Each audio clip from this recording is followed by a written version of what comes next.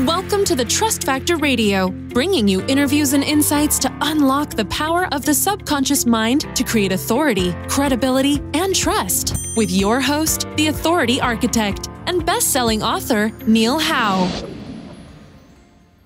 Hello and welcome to the show. This is your host, Neil Howe, and today my special guest is Mike Zima. He is the co-founder of Zima Media and an industry SEO and advertising expert. He previously worked for the largest SEO agency in North America and has over 10 years of professional SEO experience working with major brands. Originally a Chicagoan, Mike moved to Spain 3 years ago. And when he's not working on client projects, Mike loves to stroll the beaches of Mallorca with his wife and son, occasionally fantasizing about deep dish pizza. Mike Zima, welcome to the show. Thanks for having me. Well, that sounds like a great life, and I want to, figure out what made you move over there to Majorca, but give us a quick background into yourself, Mike, and how Zima Media came about. So I'm a habitual startup fanatic. I've grown up raised by a founder. My father is an entrepreneur, and that resonated with me my entire life. I've attempted to start numerous ventures time and time again, and I failed and fell on my face more times anyone deserves to. And eventually what happened was, after the succession of failure, I proceeded to conclude my degree in marketing, which took me about 7 years. And I went ahead and I started to become a practitioner, more into marketing, more into advertising, and I started to double down on SEO, which is something that was natural for me for years and years. It just took me so long to find it. That still wasn't enough, and I found a career in an agency, and I had to learn some of the agency chops because, I would always romanticize about Mad Men and put that on a pedestal until, I had that itch. Again, start up a company, be my own boss, and everything that comes with it. And at the time, I've never really had a substantial amount of, that benefit of being a business owner. But it was when I started building up my freelance portfolio. I started on Fiverr. I would solicit work on Craigslist. I would call up old clients looking for work. In the meantime, so I developed a side hustle in between work, my lunch breaks, after work, till late at night. I was always working on my side hustle till eventually a relationship relocated my wife and I to Spain about 3 years ago. And the rest has been history. It's just been great. Excellent. Well, that's a story I hear very often is, you get success, but it's that 10-year overnight success where you have all the work that you've put in and all the knowledge that you've gathered over those years, and then all of a sudden it comes together, and you have that success. And tell us a little bit about the move to Majorca, because I know you're still doing an SEO business, and it's something that you can do online. So what was the pull to Majorca? So we didn't end up in Majorca, right? So the first place we moved to was Barcelona. The backstory was we went on our first 1-year wedding anniversary to the Bahamas, us being from Chicago. Yes, we have deep dish pizza, but we also have thunder snow and a whole plethora of adjectives to describe how awful the weather is in the winter. So just sitting there in the sea, in the Bahamas, just splashing around like a duck.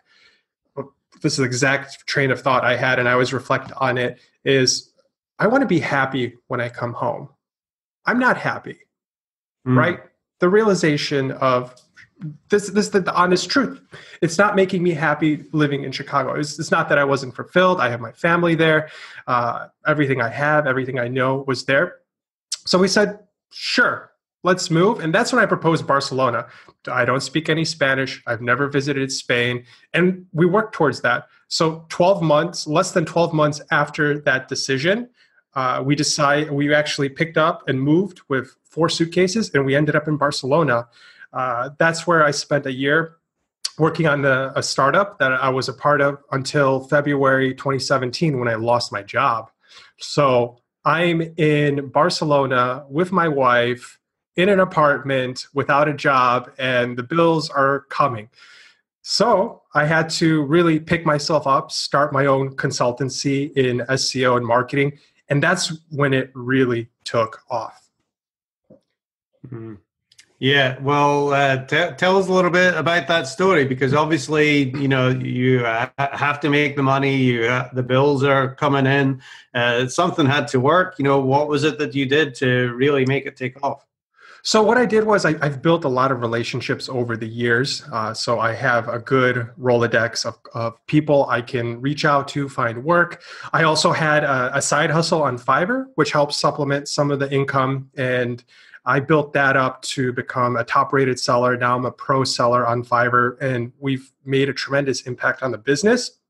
And that has actually been a catalyst for us to test, expand, and grow. And it's accelerated our growth. And in the first year after I lost my job, we were on track of moving to Majorca because we fell in love with it. I was unaware I was going to lose a job, but we still met our goal to move in the first half of 2017. So that's when we moved to Majorca, and we've been here since.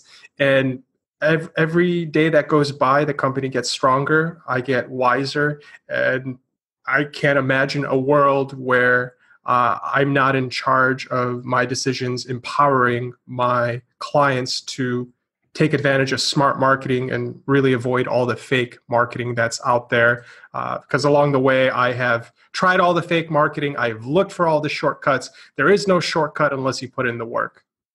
Yeah, great advice there. And, you know, Fiverr is a great platform. There's many things that you can do.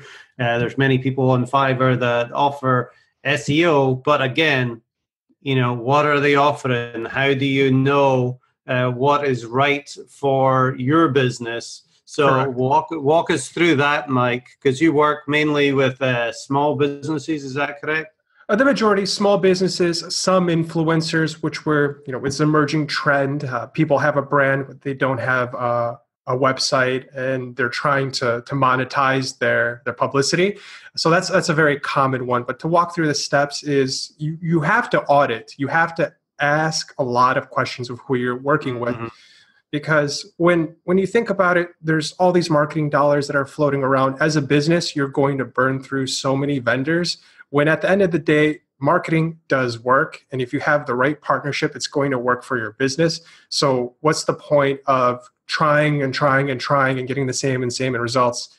It's marketing. It's generating results, the same results. You just have to make sure you trust somebody. So my biggest advice in how to qualify an SEO agency or a paid agency or a social agency is you have to look at their reputation.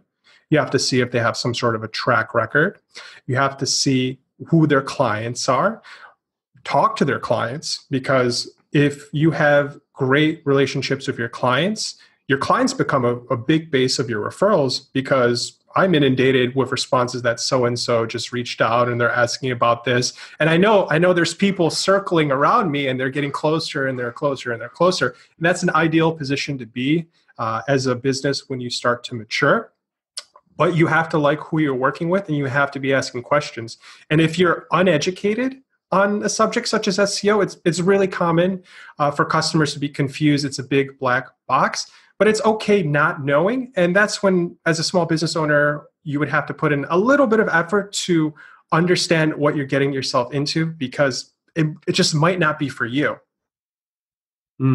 Yeah, SEO is definitely a complex world. You know, with Google and all the algorithm updates, there's always changes that you have to keep up with. You know, most notably, and I think what you were saying revolve around that trust and authority. You know, this recent Medic update is all about that. You know, explain how that influences how you're able to get people results, especially when it comes to branding and influencers. Right. With the Medic update, it's really interesting. Some people say it broke the internet. What we're seeing with everybody is a uniform decline and rise. The most severe sites are your money or your health sites, as what we would call them in the industry. So if there is a website that is responsible for your health and well-being, or it's financially related and it can impact you financially, whether it's positive or negative, Google is putting a lot of scrutiny into those sites because there's a lot of people that have been in the marketplace for 10, 15 years. They had a head start. They've used deceptive tactics to get to the top. And we're talking big players, and we're talking players that you would never want to deal with. So it's all across the industry. So we're seeing an evolution in how Google is perceiving what a brand really is. So the short term of it is, if you're just starting out in marketing and you feel it's impossible because you're just surrounded by all these competitors, it's like that with any business owner. Every single day they get up and start a business. The best advantage you have right now is, since Google is scrutinizing brands and it's really important what your position in the marketplace is as an industry, it's a good time to start because we're starting to see a pullback and everyone is almost getting a start in the race all over again. So we're seeing these different indications that right now is a good time to build up your personal brand. So is Google really scrutinizing brands, or because I've heard that Google loves brands because they're one of the hardest things to manipulate, has been going on for the past, 5-6 years with all these different spammy links. It's harder to do it if you're talking about a brand. So you brought up three interesting things.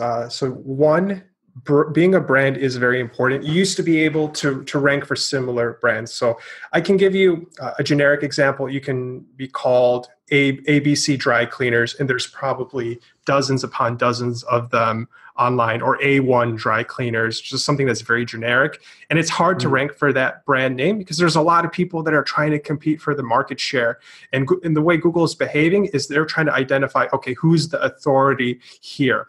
So a better understanding is, if you have a major brand and you're let's say a Pepsi, you're not going to rank for their keywords. You're not going to rank for their branded keywords. So a lot of the time, what we've seen in keyword portfolios, which is what keywords you rank for in Google, you could rank for your competitors' names, actually. So this is very common. We would see your competitors' names come up in the keyword research. We would see you coming up on page 1 for some of your competitors, or your competitors would come up on page 1.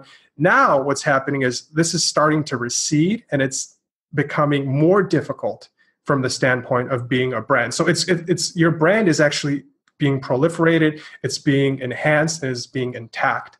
And the next one is going into the personal branding, where it's important. Both the spammy backlinks this is an interesting era because everyone says you need backlinks to rank. There's some chatter now. What if Google removes backlinks as a ranking indicator? What if? How are they going to measure authority and influence if backlinks are no longer a criteria? It won't happen overnight because it could break the internet, right? They're a publicly traded company. They have to keep everything intact, and they have to moderate the changes. But it's a very interesting time because there's so many changes that are going on, especially with voice on the horizon. I think, like you said, Google has relied on backlinks to, really, focus on that and their algorithm for authority and who to rank for so many years. It would be hard to get away from day that. one. But, exactly. Yeah. So, but for the first time, I think the user experience is actually carrying a little bit more weight than the backlinks themselves. Tell me how that is going to be important in the years to come. So everyone's talking about user experience, which is what happens on your site. It's a very big ranking signal because if you have Google Analytics set up, you essentially have 360 analytics for Google's to understand what's happening inside of Google search and what's happening on your site. So if they visit your site, they stick around for a couple of minutes, visit a couple pages, or if they completely abandon it and they go to a different search result that's more relevant, Google can see those different habits and determine, well, your website's loading quickly, people are consuming the content, so maybe they'll like other content for different keywords. So that's the progress that we're seeing right now in user experience. But when you look at it from an SEO point of view, and what we do is we do everything based off of intent. As an industry expert, we are trying to determine, okay, who's going to your site? What are they searching for? What are they looking for? What's that pain point that we're trying to solve? Some of the time, you're just creating articles and you're imitating what people are doing in the industry. And very rarely, we have a golden opportunity where we work with a client and we realize that there's this 101 introduction guide to your industry that nobody's created. And this opens a big vacuum for a client where if you create a good article, you have a good site, you're going to rank for that content eventually if you're promoting it, because it's not as easy as just putting an article on your site and hoping people will come. You have to be proactive and market your site on Google in order to get that exposure. So what kind of marketing do you have to do for a piece of content like that? I see from your website here, which is zimamedia.com, one of your packages or your basic SEO package, you help write an SEO blog of about 1,000 words, and you include one quality backlink. Yep. Talk to me about that, because some places on Fiverr you're looking at 4,000 links, and here you've got one. What's the difference, and why does this work? What's the difference? It's quality versus quantity. If you look at my site, we only have 600 or 700 backlinks, where some of our larger competitors probably have thousands because they've been in the marketplace. So this shouldn't. You don't want to put these blinders on every time you reach a roadblock. You want to look at it. How can you go around it, or how can you go over it? And obviously going over it is a part of the reward of actually beating yourself and pushing yourself to the top. So with the backlinks, we work with influencers in our industry, and we want to build relationships with people, because at the end of the day, your content is going to be a fit with somebody that has a website that's been in the marketplace a lot longer. So what we do is we're that catalyst between websites, whether they're clients or these influencers, and we're that catalyst that makes that connection. And through that connection, we can promote your content through a link, or have them work at your content and distribute it through their social media or different outlets, give shout outs on social media. So those relationships are really important, because at the end of the day, as a small business owner, you can go out there on social media, build those relationships yourself. However, a part of our offer is we've already have those relationships, and we can maximize them for you, because influencer marketing is very undervalued right now. The market hasn't figured out, how much do you charge if you have 1,000 followers, or how much do you charge if you have 100,000 followers? You'll get different quotes all over the place. And this is great exposure, because you have people that are committed to a specific niche, your industry. Let's say you're auto body, and we're talking to somebody that's a car enthusiast that wants to talk about your site because you're an auto body shop. That's a connection that we put in place in order to help you rank and get more exposure. But at the end of the day, it's not about building 4,000 backlinks to your site. We want to build backlinks in order to build exposure for your brand. So when somebody picks up your business card and they put you into Google, you're coming up and you're well presented, because you've seen those bad search results that are improper English, bad syntax, and they're broken. That's your first impression, and really the most important impression on Google. Yeah, quality over quantity, certainly in the eyes of Google, is working now. Let's talk about a couple of other things. Mike, you mentioned earlier about voice search. How is that impacting, especially, some of these local and small businesses? Yes, well, this can get really geeky but it is a trend. The most important thing you have to know about voice and what it is as a small business owner is when you go to Google, you're writing pad thai recipes, and you'll have tons of results. You'll find a recipe and you can go ahead and just make it yourself. But on voice search, it's, find a great recipe of pad thai that's not too spicy. You're going from 3 keywords to 12 to 15 keywords. So right now, the machine isn't sophisticated enough to where your small business is going to come up. It's basing a lot of these question and answer queries based off of authority. So if you're the number one search result in the knowledge panel, that little box that gives you the answer to the question, you're most likely going to be a part of that voice search. So it's very one-dimensional right now, but of course it's going to be an emerging trend. So you're an auto body shop. Find the nearest auto body shop near me. If Google is recommending your auto body shop instead of somebody else, one of your competitors, let's say in your market in Des Moines, Iowa, that's a win for you. And the market is just emerging around how small businesses and local businesses will work. But of course, a big component of that will be Google My Business and how they start integrating that deeply, since they've just announced you can create businesses without a physical location now. And I think we're going to see a big boom there in 2019. Yeah, well, let's talk about Google My Business, because that is certainly one of those places that seems to get really great results for local businesses. Is just being in that 3-pack or map pack that shows up right at the top, front and center, especially on mobiles where you get most local searches. What kind of things do you do to be able to be featured in that map pack? So with Google My Business, this is a free tool. You can sign up and register your business. You can almost think of it as your dashboard with Google. So with local, it's a little different. If we're dealing with an e-commerce site, you're trying to drive traffic from all over the internet. But for a local business, you only care about boots on the ground. You only care about people in your neighborhood visiting your store. So it's important to optimize your Google My Business page and actually have that reach in your marketplace. But if you want to appear in the 3-packs, it comes down to a lot of mechanics. So just like in a phone book, if your information was incorrect, these old things that people used to look for to look information up, if your information was incorrect in the phone book or you had the wrong phone number, no one would call you. And much of that is true with Google and online. Your information has to be accurate, on your website, it has to be accurate in Google, it has to be in Facebook. There's actually, dozens and dozens of directories where people discover businesses like yours.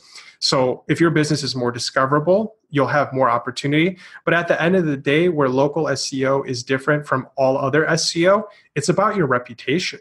With Google My Business, you can have reviews and build up your reputation with your clients. So when people are shopping and browsing and you have more reviews, you're more likely to come up.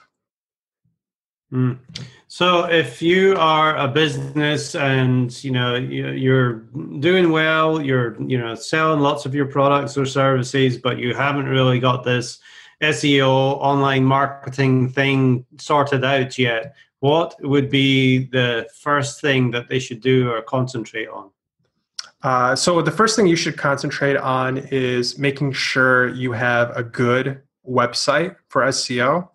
This is something I talk about a lot. There's many solutions out there. So if you're looking at a WordPress or if you're looking at different platforms that fit your need, they're all great because you can be configured to your specifications and you can be found online. So the first step is you need a website. The second step is you need more than a homepage and a contact us page. Our research has shown the second most visited page on your website will be your about page. So thinking about what goes into your about page, actually building up your reputation in your about page, possibly even hiring a professional writer to talk about your business. Because if I go to your about page and I see 2 sentences, I probably don't think you're in business. And then the next part is putting your services online. So make sure your entire offer that you have in your business is online. And then finally, your resources. Every business has to answer the same questions for their clients over and over and over. And it's that sort of madness you should transcribe and put online, because if your customers are finding you online, they can find these resources, educate themselves, and when they finally approach you, most of their questions have already been answered, and this is going to prompt new questions that you can add to your resources. So it's almost a catalog of your business. As it grows and it evolves, you want to be documenting each and every one of these steps. Whether you're a small business that only has a couple of clients, or you're an extremely aged business, you've been around for 10 years, the same is true. You want to document all of these different milestones and all of this information on your website. Very good advice. Gives you plenty of content to share there as well. And, even with Google My Business, I think they have a question and answer feature there where you can really talk about, the questions that people ask as well, even if you're asking them. Yeah, that interactivity with the Google My Business is going to be big. You see it on Facebook Messenger, what the response rate is. It's likely response rate to the Google inquiries is going to be factored in. So if you're very responsive, that's a strong indicator of good user experience. Mm-hmm. Now, you've talked about trust and reviews and reputation and those kinds of things as well. And I see on your site, you got featured on CNBC and Fiverr and Business Insider. How important are things like that to be able to share with people who are looking? So everyone has their equivalent of a Business Insider in their industry. It depends on what your aspiration is.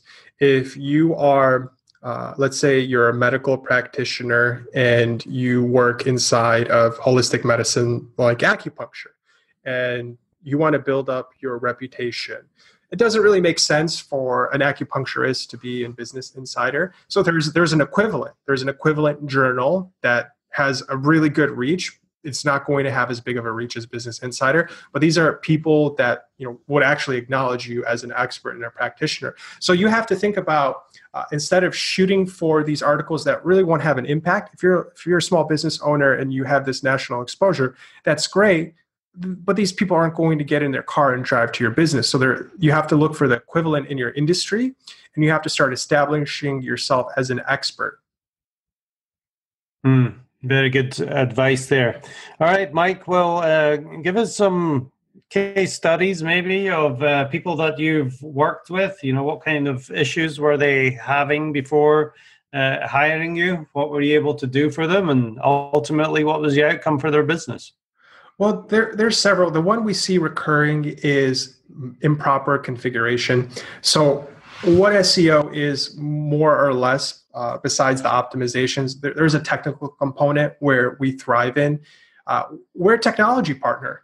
We're going to take a look at your site. We're going to identify if the technology is good or bad. And if it's good, we're going to make sure we've identified all of the best practices and guidelines that we want to implement.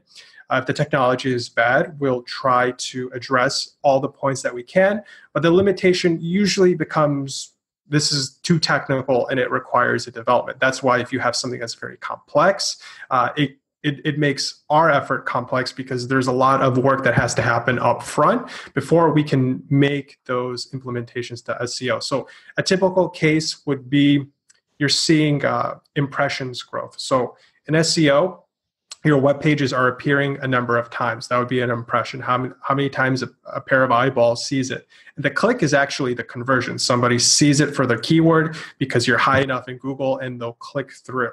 So you're constantly having your web pages indexed by Google. They're being seen constantly, thousands and thousands of times, depending on how strong your website is. So a case study for a small business that's just starting out, the reality is you're not going to see results for at least 3 to 6 months, because there's a lot of other marketing that has to happen outside of SEO. It's not a silver bullet. SEO makes sure you're set up for keywords that qualified clicks are searching for, and other marketing has to happen. So some benchmarks for a small business is inside of Google Search Console, which is a free tool that Google provides to show your progress in SEO.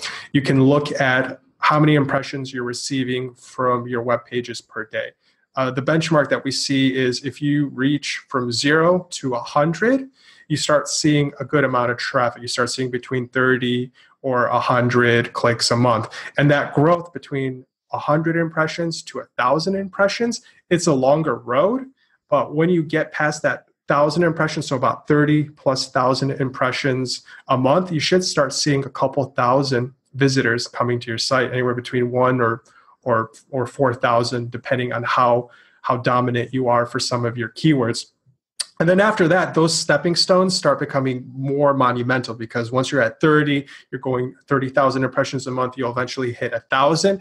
And when you start getting to scale, this is when your marketing is really picking up, because unless your marketing is on pace with your growth and your exposure online, it's going to take longer. But if you're a small business owner, you don't need to dominate and have tens of thousands of people visiting your site.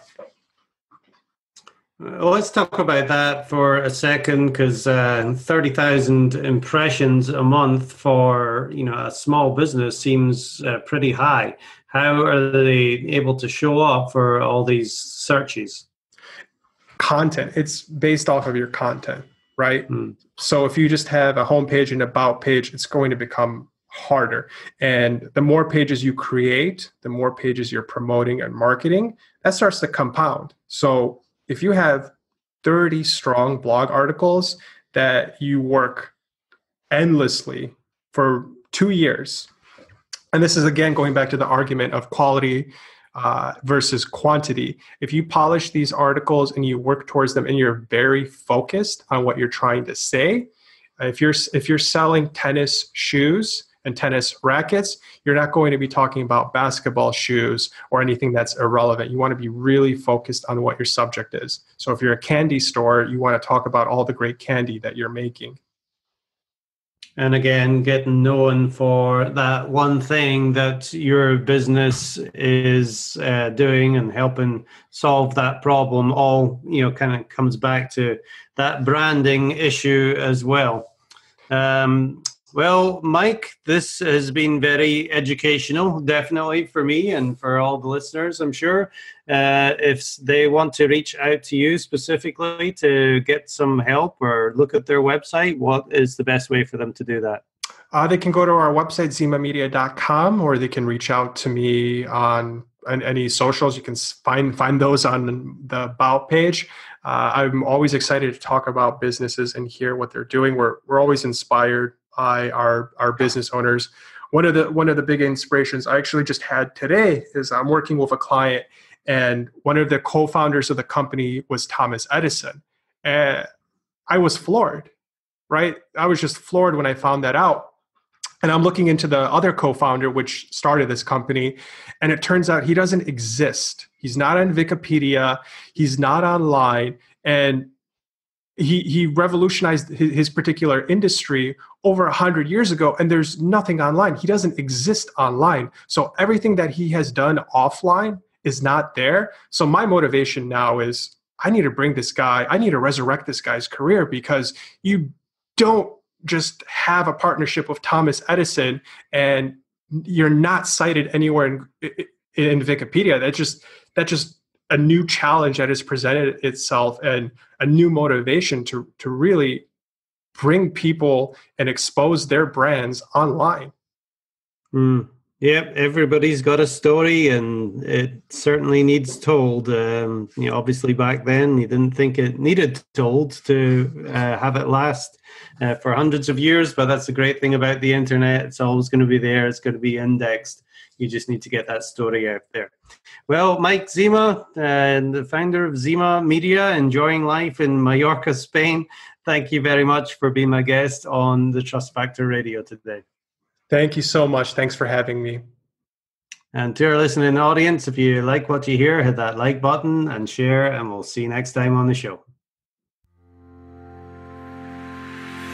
You've been listening to the Trust Factor Radio with Neil Howe. To learn about the resources mentioned in the show and to listen to past episodes, go to thetrustfactorradio.com. To get a copy of the book, The Trust Factor, go to thetrustfactorbook.com. If you are ready to act now and build your authority, credibility, and trust, schedule a consultation with Neil at theauthorityarchitect.com.